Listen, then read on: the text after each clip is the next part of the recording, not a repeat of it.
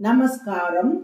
1000 நாமங்கள் 1000 கதைகள் 470வது திருநாமம் நைக்க கர்ம கிருத்தே நமக.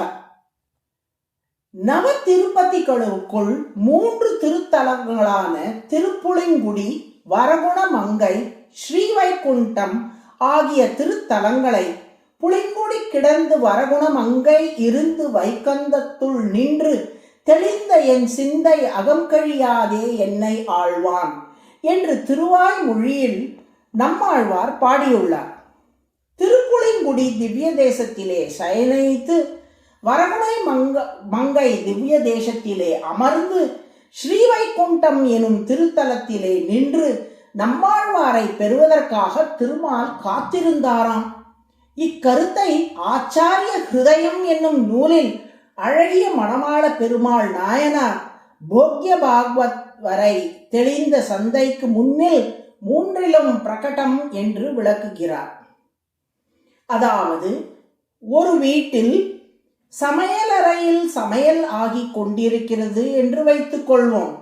அந்த வீட்டில் உள்ள ஒருவருக்கு பசி அதிகமாக இருந்தால் உணவு தயாராகிவிட்டதா என்று அறியும் ஆர்வத்தோடு அவர் அடிக்கடி சமையல் அறை பக்கம் சென்று வருவார் அல்லவா? அதிலும் ஆரம்ப நிலையில் சமையல் அறை பக்கமாக வந்து நிற்பார். இன்னும் தாமதமாகிக் கொண்டே இருந்தால் சமையல் அறையிலேயே அவர் அமர்ந்து விடுவார். உணவு தயாராகி அதை உண்ட பின் இங்கிருந்து எழுவோம் என்ற எண்ணத்திலே அமர்ந்திடுவார். இன்னும் தாமதமாகிக் கொண்டே போனால் சமையல் அறையிலேயே படுத்து விடுவார். உணவு வந்து அதை உண்ட பின் தான் எழுவேனே ஒழிய அதுவரை இங்கிருந்து நகருவதில்லை என்று உறுதியால் சயனித்து விடுகிறார். இதை போலத்தான் நம்மாழ்வார் என்ற ஜீவாத்மாவை தனக்கு உணவாக பெற வேண்டும் என்று திருமால் ஆசைப்பட்டாராம். அந்த நம்மாழ்வாரின் பக்தியானது பரபக்தி, பரஞானம், பரம்பக்தி என்று அடுத்தடுத்த நிலைகளை கடந்து பக்குவப்பட்டு சமைக்கப்பட்டு வர வேண்டும் என்று திருமால் காத்திருந்தாராம். நீண்ட நாள் பசியில் வாடியவர் உணவை விரைந்து பெற துடிப்பது போல் திருமாலே எனக்கு எல்லாம் என்று சொல்லும் உயர்ந்த பக்தரை தேடிக்கொண்டிருக்கும் திருமால் நம்மாழ்வாரை கண்டவாறே அவரை விரைந்து பெற வேண்டும் என்று வேட்கை கொண்டாராம். அந்த வேட்கையில்தான் முதலில் திருநெல்வேலிக்கு அருகிலுள்ள ஸ்ரீவைகுண்டத்தில் வந்து நின்றாராம் திருமால். ஆழ்வார் திருநகரி புளியமரத்தின் அடியில் சமைக்கப்பட்டவரும் நம்மாழ்வார் என்ற தன் உணவுக்கு பரமபக்தி முழுமை பெற்றுவிட்டதா என்று பார்த்தாராம் திருமால். ஆழ்வாரின் பக்தி நாளொரு மேனியும் பொழுதொரு வண்ணமுமாக வளர்ந்தாலும் கூட அவரை விரைந்து அடைய வேண்டும் என்ற துடிப்பால் திருமால் விஜயாசன பெருமாளாக வரகுணமங்கையிலே அமர்ந்து கொண்டாராம்.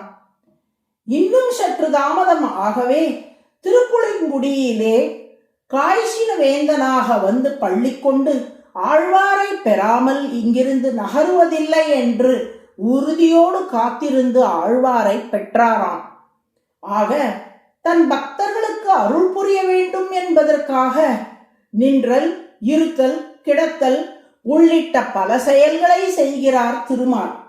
அவ்வாறே திருப்பார்கடலை கடைந்து தேவர்களுக்கு அமுதை கொடுப்பதற்காக பற்பல செயல்களை செய்தார் திருமால். மந்தர மலையை சுமந்து தானே திருப்பார்கடலை கடைந்து தன்வந்திரியாக அமுதை கொண்டு வந்து மோகினியாக அசுரர்களை மயக்கி இப்படி பற்பல செயல்களை செய்து தேவர்களுக்கு அமுதை பெற்று தந்தபடியால் அமுதம் தந்த திருமால் நைக்க கர்ம கிருத் என்று அழைக்கப்படுகிறார். கர்ம என்றால் செயல், கிருத் என்றால் செய்பவர், ஏக என்றால் ஒன்று, நைக்க என்றால் பல. நைக்க கர்ம கிருத் என்றால் பல பல செயல்களை செய்பவர் என்று பொருள். அதுவே சஹஸ்ரநாமத்தின் 470வது திருநாமம்.